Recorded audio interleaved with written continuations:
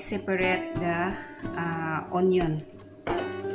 I cut this one very thin.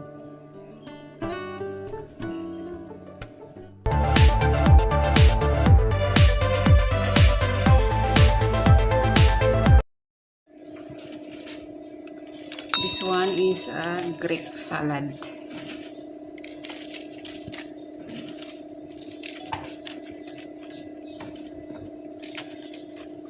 Lettuce, green bell pepper, cucumber,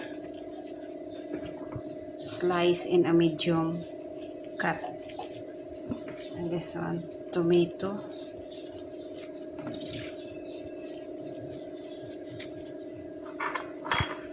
put olive oil, black olives.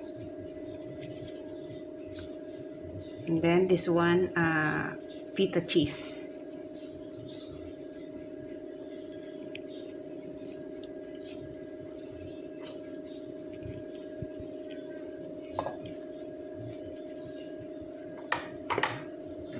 And sprinkle with oregano.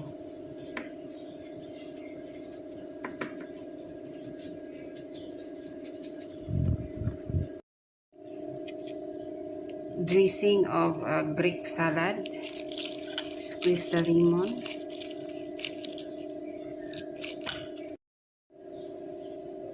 Put vinegar, salt, put dry mint. Have this one put olive oil, but I don't put because they don't want. And then you put oregano.